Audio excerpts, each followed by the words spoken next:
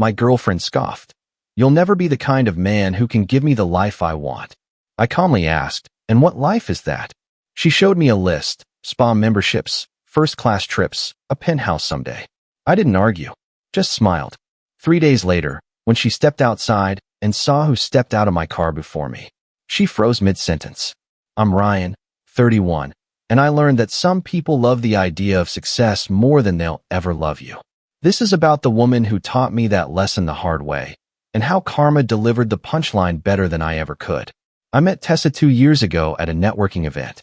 She was gorgeous, confident, worked in fashion marketing. I was immediately attracted to her ambition and energy. We started dating, and for the first year, everything was great. We had chemistry, similar interests, and I genuinely thought we were building something real. I work in finance, but not the flashy Wall Street type. I'm a financial analyst for a mid-sized firm. Good salary, comfortable life, but nothing extravagant. I drive a practical sedan, live in a nice but modest apartment, and I'm careful with money because I'm building toward long-term stability. My parents lost everything in the 2008 crash, and I watched them rebuild from nothing. That shaped how I view wealth. Tessa knew all this when we started dating. She said she admired my grounded approach to life. But about 6 months ago, things started changing. She began making comments about my lifestyle choices. Why don't you lease something nicer? Your car is so boring. We should move to a better building. This neighborhood is fine, but it's not really impressive. Do you ever think about switching to a higher-paying position? You're smart enough. At first, I thought she was just encouraging me to aim higher. But the comments became more frequent, more pointed. She started comparing me to her friends' boyfriends who were in tech startups or real estate development. Ashley's boyfriend just bought her a Cartier bracelet for their anniversary. Did you see Jake's Instagram? They went to the Maldives. First class. Everyone's moving up except us. The us really got to me. Like we were falling behind in some race I didn't know we were running. 3 weeks ago, everything came to a head. We were having dinner at my apartment, and she was scrolling through her phone, looking at some influencer's lifestyle content. This is what I want, she said, showing me a video of someone's penthouse apartment tour. That's a nice place, I said neutrally. Nice? Ryan, it's incredible. This is the kind of life I'm supposed to be living. Supposed to be? According to who? She set her phone down, and I could see frustration building in her expression. According to me. I work hard. I deserve to enjoy the fruits of my success. You do enjoy them. You have a good job. You travel. You buy what you want. With my own money. Which is fine, but I'm 29. I want a partner who can elevate my lifestyle, not just maintain it. I felt something cold settle in my chest. So I'm not elevating your lifestyle? You're stable. You're comfortable. But you're never going to be the kind of man who can give me the life I want. The words hung in the air between us. She said it so casually, like she was commenting on the weather. And what life is that? I asked calmly, even though I was reeling inside. She pulled out her phone and actually opened a notes app. She had a list. An actual, itemized list. Spa membership at that place downtown. Regular first-class travel, at least 3 international trips a year. Eventually, a penthouse or at least a luxury condo in a good neighborhood. A serious car upgrade, for both of us. Designer wardrobe budget. And honestly, I'd love to not have to work full-time if I don't want to. I stared at the list. Then at her. You've been planning this? I've been thinking about my future, yes. Our future. But you seem content just coasting. You're not ambitious enough for what I need. What you need, or what you want. Is there a difference? I nodded slowly. Yeah, Tessa. There's a huge difference. She sighed like I was the one being unreasonable. Look, I'm just being honest. I thought you'd appreciate that. I don't want to waste time if we're not aligned on our goals. Our goals, or your shopping list. Don't be like that. Be like what? Surprised that my girlfriend of 2 years just told me I'll never be good enough to meet her financial requirements. I didn't say you're not good enough. I said you're not ambitious enough. There's a difference. I stood up. I think you should go. Are you serious? Very. I need to think. She grabbed her purse, clearly annoyed. Fine. But think about what I said. If you actually want this relationship to work, you need to step up. She left. I sat in my empty apartment for hours, just processing. Part of me was hurt. Part of me was angry. But mostly, I was just done. Here's the thing Tessa didn't know. I wasn't struggling financially. I was actually doing very well. I just didn't broadcast it because I'd watched flashy wealth destroy my family once, and I'd seen too many relationships fall apart over money. I wanted someone who loved me, not my bank account. I'd been building a significant investment portfolio for years. I owned 2 rental properties that I managed quietly. My modest lifestyle was a choice, not a limitation. I could afford everything on Tessa's list 3 times over. I just didn't see the point in spending money to impress people I didn't care about. But Tessa had shown me exactly who she was, and I decided to show her exactly who I was, in a way she'd never forget. Update 1. The next day, I called my younger sister, Emma.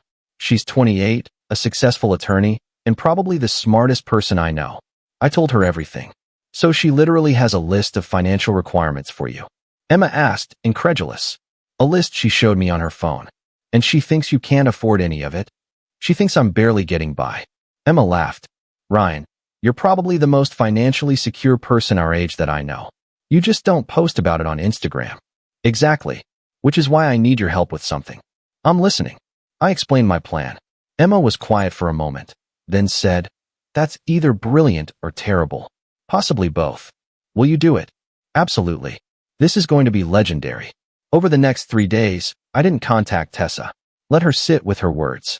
Let her wonder if I was going to step up or walk away. I knew she'd expect me to either come back apologizing or double down on my position. I was going to do neither. On day 3, I texted her, can we talk? I've been thinking about what you said. You're right. I need to show you who I really am. Can you come by tomorrow around 6? She responded immediately. Finally. Yes, I'll be there. I'm glad you're seeing things clearly now. The condescension in that text was almost funny. The next evening, I prepared carefully. I called Emma and confirmed timing. Then I drove to my apartment in my usual sedan and waited. Tessa arrived at 6:15, fashionably late as always. She walked up to my apartment building just as I was pulling into the parking lot. But I wasn't alone in the car. Emma stepped out of the passenger seat first. She was dressed in a sharp business suit, carrying a leather portfolio, looking every inch the successful attorney she was. Tessa stopped walking, confused. Ryan? Who's that? I got out of the car. Tessa, this is my sister Emma. Emma, Tessa. Emma extended her hand professionally. Nice to finally meet you. Ryan's told me so much. Tessa shook her hand, but her eyes were darting between us, trying to figure out what was happening. Your sister? I didn't know you had a sister. Why is she here? Because you wanted to know if I could give you the life you wanted.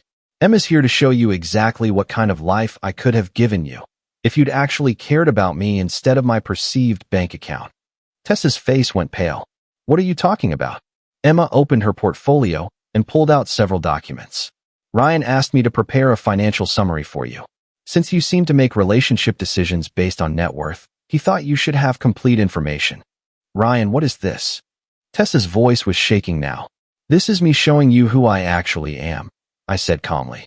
Since you decided I wasn't ambitious or successful enough without ever bothering to ask. Emma began reading from the documents. Current liquid assets, approximately $340,000 in various investment accounts. Real estate holdings, 2 rental properties, combined equity of roughly $280,000. Annual passive income from investments and rentals, $45,000. Current salary, $95,000. Total net worth, approximately $720,000. Tessa's mouth opened and closed. No words came out. Your spa membership? I continued. I could pay for 5 years up front. First-class travel? I took my parents to Europe last year, business class the whole way.